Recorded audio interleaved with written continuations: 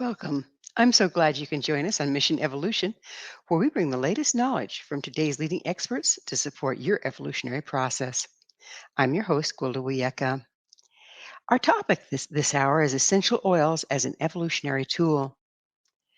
Essential oils and aromatherapy may seem to be a relatively obscure concept when discussing evolution, but upon taking a deeper look, they may hold some very beneficial properties. Our ability to evolve is impacted by the health and balance of our physical form. Can essential oils help fine tune the evolutionary body?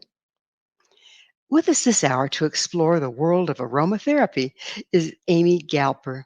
Amy is the author of The Ultimate Guide to Aromatherapy and co author of the best selling book Plant Powered Beauty. She's the founder of the New York Institute of Aromatherapy and has been a certified aromatherapist since 2001. Her website, amygalper.com. Amy, thanks for joining us on Mission Evolution. Thanks so much for having me, Gwilda. I'm happy to be here. I think we should have a wonderful time with this topic. It's a lot of people don't know a whole bunch about it, and yet it's pretty profound, I think. Absolutely. So, what's your education in essential oils?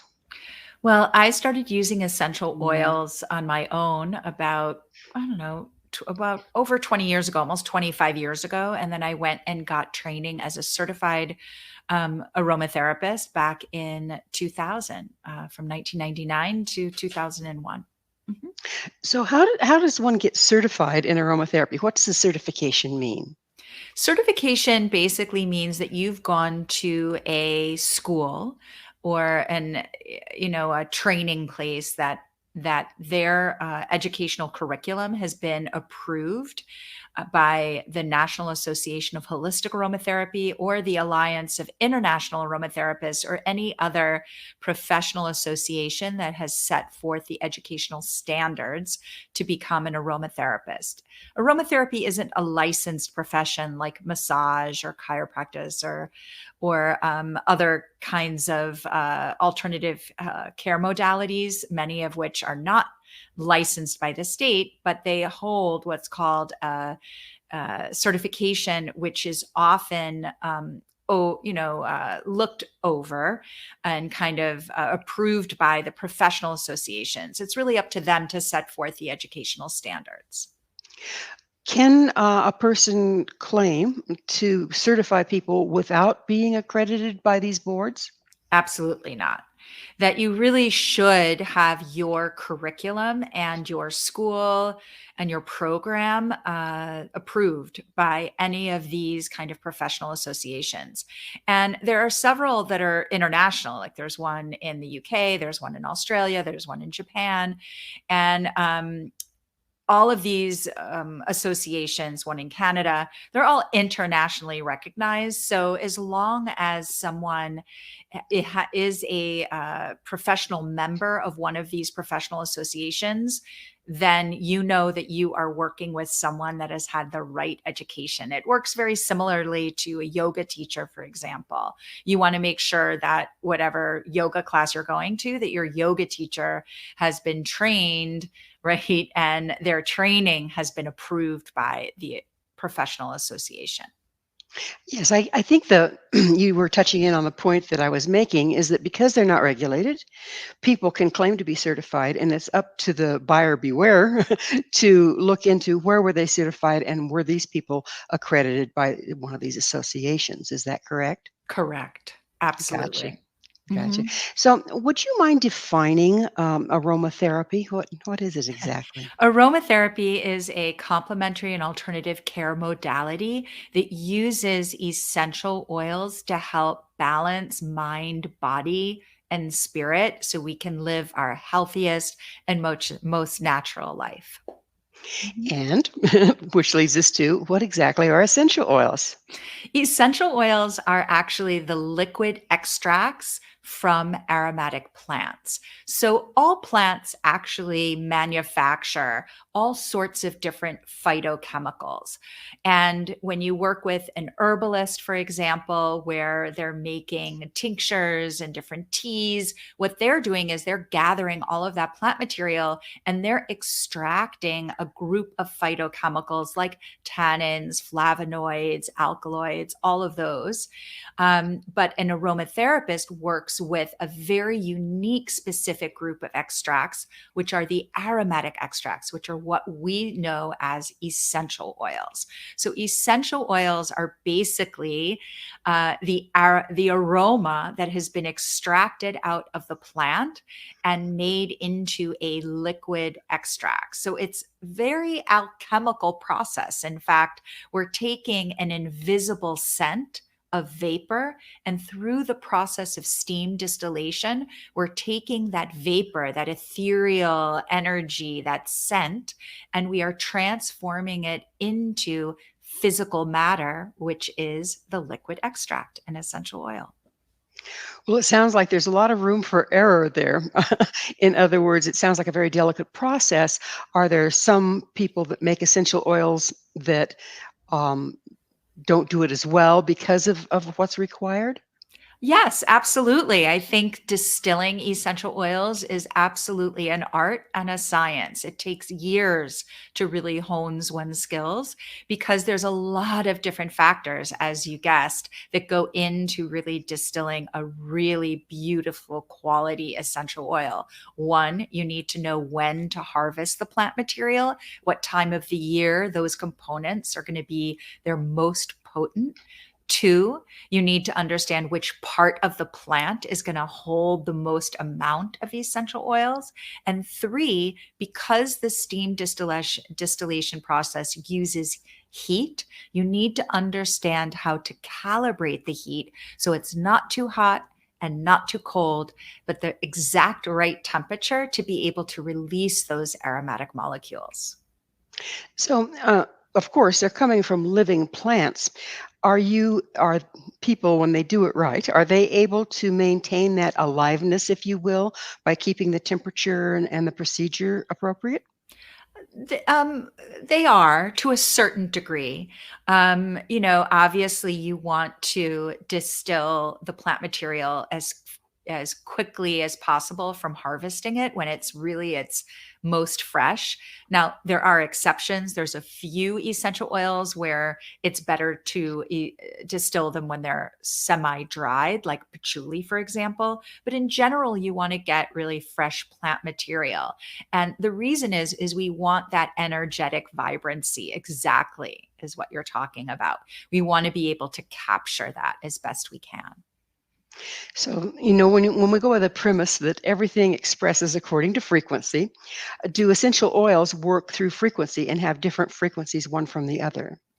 I believe so. I mean, I am going to tell you right now, I'm not a very well trained in connecting to frequencies or in that kind of work, energetic work. But there is a very big component of essential oils experience for healing that involves frequency for sure and the energy.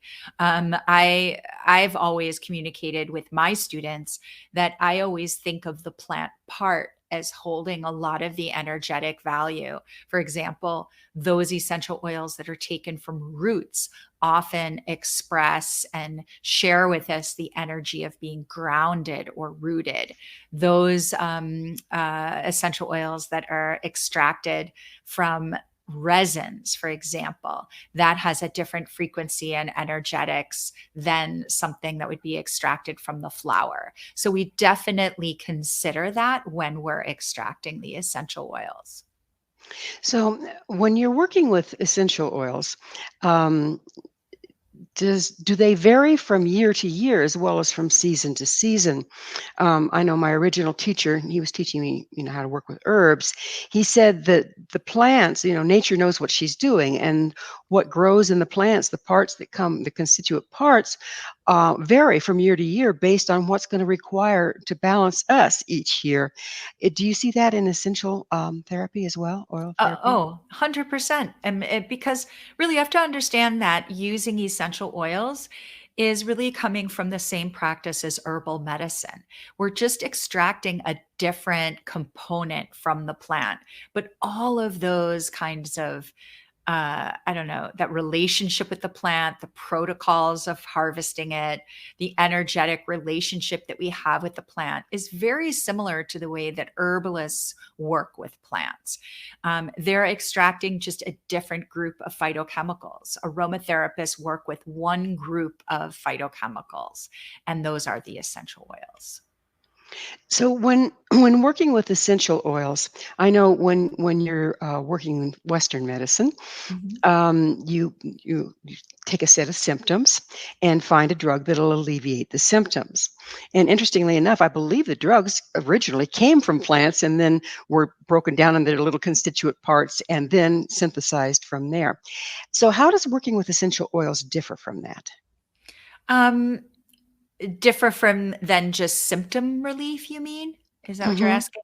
And So breaking things down into parts and chemicalizing them. exactly. So, the way that I also describe aromatherapy and working with essential oils is one thing that I think makes them such a powerful healing tool is that in one instance, you can get a truly holistic experience. What I mean by holistic, a complete unification and uh, visceral kind of understanding of mind body.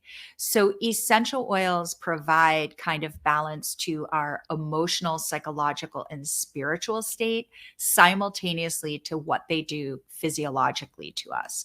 So, essential oils in their nature are holistic, right? They're treating our whole body. Now, that isn't to say that an essential oil is can be enormously effective for symptom relief, like sciatica pain or a headache or a bellyache or whatever it might be, you can totally use an essential oil to help alleviate those symptoms.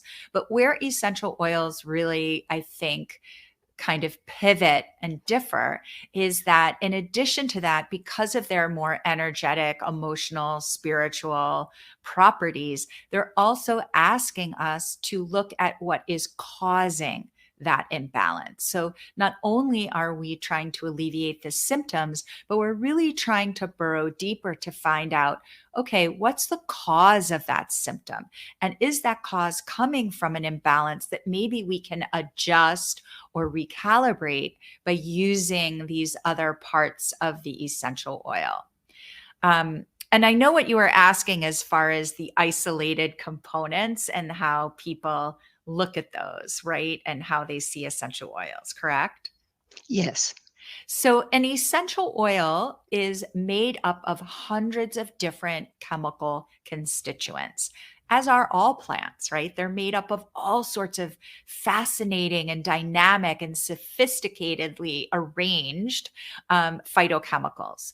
And when we use an essential oil and we've discovered, wow, lavender makes me sleepy, chemists then start to rub their hands together and say, why is that lavender making everyone sleepy? There must be something inside that lavender that makes everybody sleepy. So, what do? They take that lavender oil, they bring it to the lab, they deconstruct it into all of its different parts, and then they start testing each of these isolated components until they kind of hit the jackpot and realize, wow, it's that molecule that makes everybody sleepy. And then what do? They pull out that molecule from the plant and then they try to synthesize it or duplicate it or whatever to help people relax. But But isn't Mhm. there, nature knows what she's doing. Isn't aren't all the parts necessary to provide the balance that the oil, can provide versus just making you sleepy? 100%. In fact, all of those chemical constituents that are so intelligently arranged in this dynamic proportions, they all kind of ebb and flow and work together synergistically.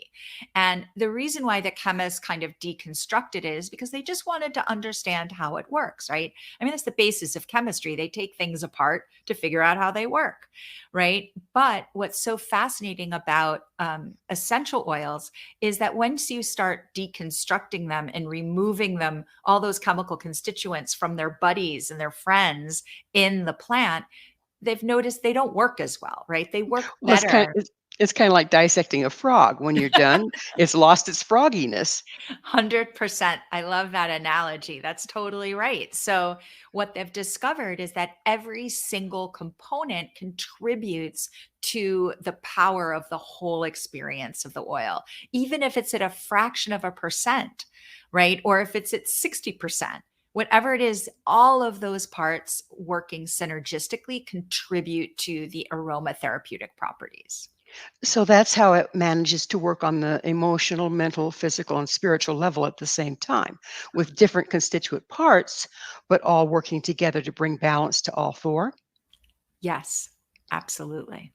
Pretty fascinating, isn't it? Mhm. So, and like I've heard people say, well, I took lavender because I had a headache, but I found that it soothed my stomach and the stomach issue was from stress.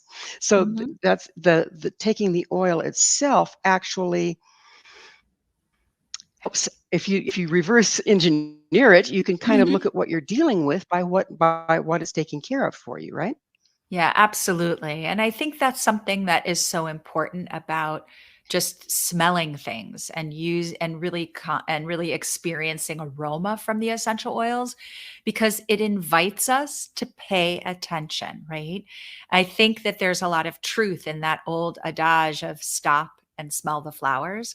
I really think that when we stop and pay attention to what we're smelling, it can reveal to us so many things that are going on with us personally and even in relationship to other people and in relationship to our world. So we're about to come into the end of this segment before we take a quick pause. So we might have to take up with this topic on the other side. However, um, if you're working with essential oils and they're working on all 4 levels, Mhm. how do you know? How do you know which oil to use? That's always a good question. Well, I would say number one, absolutely, you should always choose an oil that smells good to you. Because if you Hmm. choose an oil that does not smell good to you, it's going to be really hard to make you feel good, right? When we smell something unpleasant, it kind of makes us feel a little stressed. So we So is it like definitely, is it like we're drawn to what we need by the smell? yes and no. I mean, I think that the main intention of using aromatics is to relieve and soothe and calm our stress and trigger our parasympathetic nervous system to trigger the relaxation response, which is critical to our wellness and our balance. So if we smell something that's unpleasant, it's not going to trigger that relaxation response, right? We want to trigger that place of relaxation. So, whether or not it's what we need, I think where we begin, right, is begin by finding something that triggers our parasympathetic nervous system to rest and restore. Then we might look at oils that have specific affinities for certain issues. Well, we'll have to pick up on those on the other side of the promised break. It will be a short one, and Amy and I will return. So please don't go away. This is Mission Evolution, www.missionevolution.org.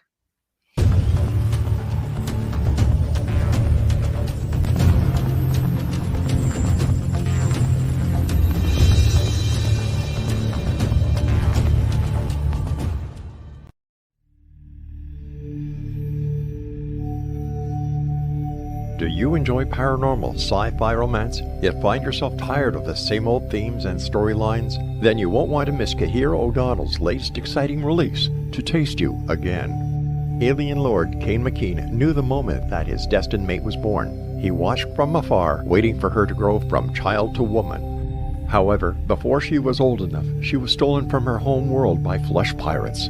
Cain searched 10 long years to find her held in a suspension chamber, a 10-year-old girl in a woman's body. He rescued her and swore to give her time to grow up, but with his very life depending upon winning her as a mate, has he waited too long? Get your copy today. To Taste You Again by Kahira O'Donnell is now available on Amazon or KahiraO'Donnell.com.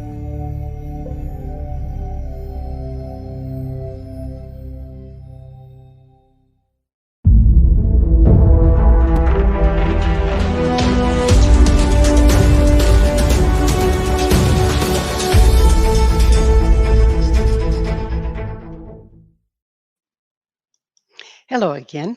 This is Mission Evolution, missionevolution.org.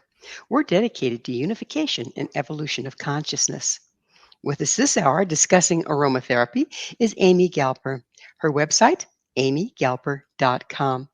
Amy, we were talking about how to tell which aromatherapy, in aromatherapy, which essential oil to use. And you said the first thing was if it smells good to you, that if it doesn't, it's probably not going to relax you in the least and maybe cause stress. Um, but there's a lot of oils to smell. If you just go around smelling oils, one, does your smeller quit working? And two, how is there a way to narrow it down before when you're looking for them? 100%. And that's why getting educated is so important. I'm a big believer in getting educated when using any kind of plant medicine. And there is lots of really great information online that you can find these days. And I have, for example, an online course where I teach people how to use essential oils safely and effectively. But there's lots of information. Of course, my book, The Ultimate Guide of Aromatherapy, obviously is a great resource. So the first thing I would do is actually try and find a trusted resource, whether it's a book or a teacher, a blogger, or something where you can just get some beginning guidance about just kind of being able to group or organize the oils. Like, these oils have been shown to be good for muscle relaxation, or these groups of oils have been shown to soothe anxiety, or these groups of essential oils have been known to soothe digestive distress, etc. And then what I would do is, so if let's say I'm someone who suffers from chronic headaches, I would kind of bring together those oils that have been recommended for pain relief, for stress headaches, etc. And maybe I would select a palette of maybe 3 to 7 different essential oils, and I would smell them each and then figure out which ones I resonate with, like feel relaxing to me. And then I would go to start playing around and using them, maybe putting them in a diffuser, adding them to a massage oil, etc. But I think starting out with just a little bit of education so you can understand, how these oils work is a good place to start.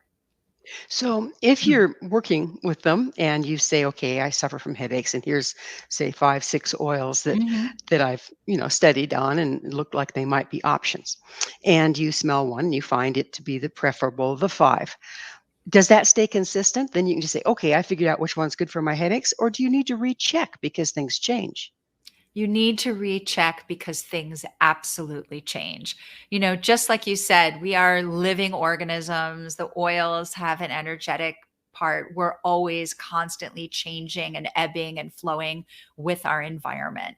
And, we grow and evolve, right? So something that may have smelled beautiful to us 4 or 5 months ago may not smell that way to us now, just because we're in a different place than we were back then. So if we're talking about evolutionary, which of course we are, the you can evolve by finding balance using one oil, and then maybe you don't need that correction, and it's time to move on to another. Is that what we're looking at? Yeah, I think that is totally something that you could look at. I think that we can move and change. I know for me, I've been using essential oils for 25 years. Now, I have a few constants in my life that just have always grounded me and I've used, but certainly there are other oils that have kind of flown in and flown out and been replaced and moved in. And there were a few months where I was just really attached to this one aroma, when then 6 months later, I was more attached to another one. So I definitely believe in that, especially when we're talking about more of the energetics and the emotional affinities that we have with the oils. But let's say we're just talking about having a bad cold, or we just don't want to get sick, right? There are certain oils that pretty much you can depend on for always supporting your immune system and relieving your congestion. And that is going to be pretty consistent.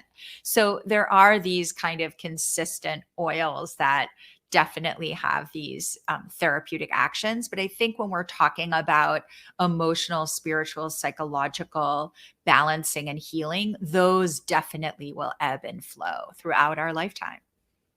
So, when you're using essential oils, are there some things that you need to know to stay safe? Can they do harm?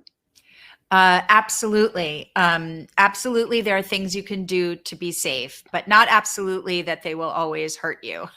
So I like to always start this conversation whenever I talk about essential oil safety, is that essential oils are inherently safe. Okay. There's nothing scary or dangerous about them. We just need to know how to use them. Okay. I mean, this goes with anything in our life, right? Like, for example, a knife, a kitchen knife, right?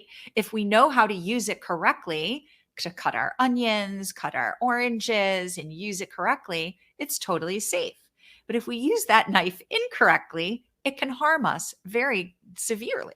So it's the same thing. You have to look at essential oils as being this healing tool, that there's a right way to use them and a way that isn't right to use them. And so the right way to use them is, number one, I think the most profound and safest way to use them is just by smelling them, putting them in a diffuser, adding them to a scented bracelet, a roll on, a personal inhaler.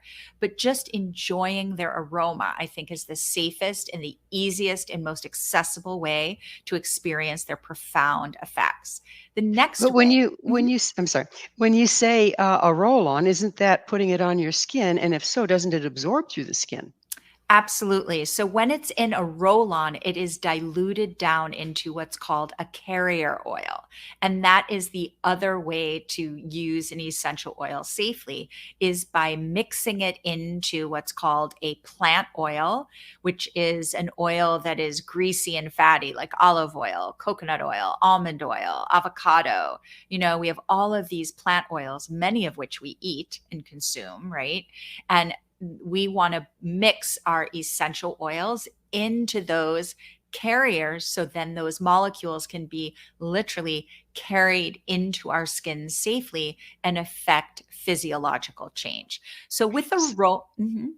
can the oils just use neat, if you will? Can they be a little hot on the skin? Is that why you use the carrier? Yes, absolutely. And I just always like to err on the side of caution, because, especially since I teach all my classes virtually and communicate with people that way, I can't see them right in front of me and see what their skin type is, if they're overly sensitive, if they have delicate skin or not. So I always say, before you put any essential oil on you, make sure you dilute it down in a carrier. That will be the safest way. And that's also probably the best way to really reap the benefit. An essential oil is highly volatile, right? It evaporates really quickly. So if we were to put it neat on the surface of our skin, the chances of those molecules to really absorb deeper into our skin and affect change is very slim, because within seconds, it's going to mostly evaporate. So it's great for dealing with maybe surface issues, but if you really want it to penetrate, you're going to need to put it in a carrier. And then, just to be safe, on the safer side. So, is there, let's talk a little bit about acupuncture points and Okay. that sort of thing. Is there particular places on your body that's more beneficial, say the bottom of your feet, to use particular oils to affect a more rapid change and bring Oh, about balance? oh, 100%.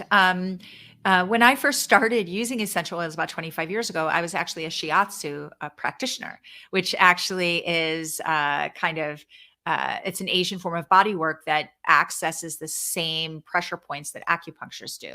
And I found that massaging a blend of essential oils mixed in a carrier on different acupressure points was hugely beneficial, right? It was like this powerhouse, energetic access point that I thought was really great. But there are places on our bodies that are more accessible. I think essential oils, because they are chemically categorized as lipophilic, meaning they love oil, but they hate water. Wherever we have the most hair, like on our scalp or our arms or our legs, wherever we're the hairiest, essential oils, if they're in a carrier oil, will absorb super fast into our body. And then on the soles of our feet and the palms of our hands is where we have the most sweat glands. And those little teeny tiny openings, right, also can be an access point for the essential oils. Mhm. So if we're working, okay, so essential oils, like we said, can work on the physical, mental, emotional, and spiritual levels. How about working with, as we're trying to evolve, we need to remove blockages so that we work more efficiently on all levels. And in our society, one of the major blockages is emotional. How can Mhm. essential oils help with emotional blockages? Well, our emotions are all part of what's called our emotional brain, right? They all start in what's called our limbic mind. And our limbic system is in the center of our brain. So if you know our brain has those two hemispheres, if you were to crack it open like a walnut, inside in the center is a little part which fits in the palm of your hand called our limbic system. And that limbic system is made up of a few really fascinating organs, one of which is called the amygdala. And there's another part, the hypothalamus and the hippocampus. This is where all of our emotions and our emotional responses to external stimuli happen and occur. So that is why when we smell something, it triggers an emotional experience and an emotional memory right away. So, just as you were saying, if we have a painful memory or we have a traumatic kind of response to something, right? We can actually, and there's been some amazing studies in using aromatherapy and psychotherapy practice, etc., of using essential oils to help us connect with those deeply buried emotional places that need to be released or rebalanced, so we can live our fullest, right? And there's been some really interesting work using essential oils to kind of help us connect with that. I understand that essential oils are one of the few things that cross the blood brain barrier. Is that what gives them the capacity to do what you just described? Actually, it's more of an electrical and neurological response that causes what I'm talking about.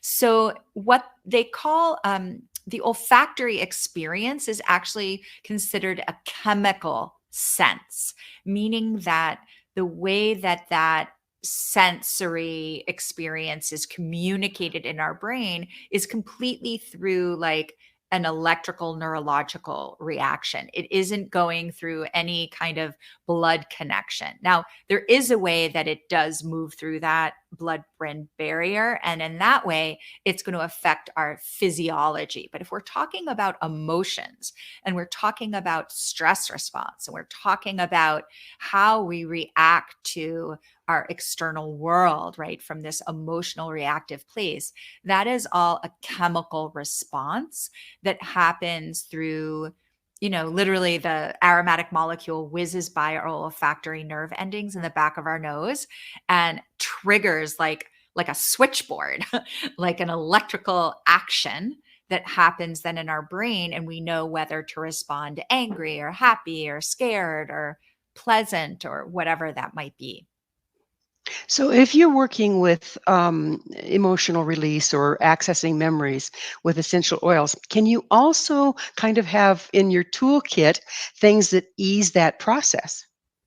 Yes. Oils that ease that process. Oh, 100%. Absolutely. So, I think when you're working in this way, it's really important, I think, to work with a practitioner, like a skilled practitioner, because a lot of stuff might come up and you're going to want to talk about it or release it or be present with someone. And they can definitely guide you in which oils might be better and might be more grounding, etc. So, number one, I would definitely work with a certified aromatherapist for this, or a therapist of some sort, psychotherapist who has experience in using essential oils. But I think that there's a couple of things going on, right? That whoever you're working with and whatever you're choosing, you want some oils, right, that are going to burrow and deep and connect you with that which you need to release. And then you need oils to help you actually let go and relax and heal from that.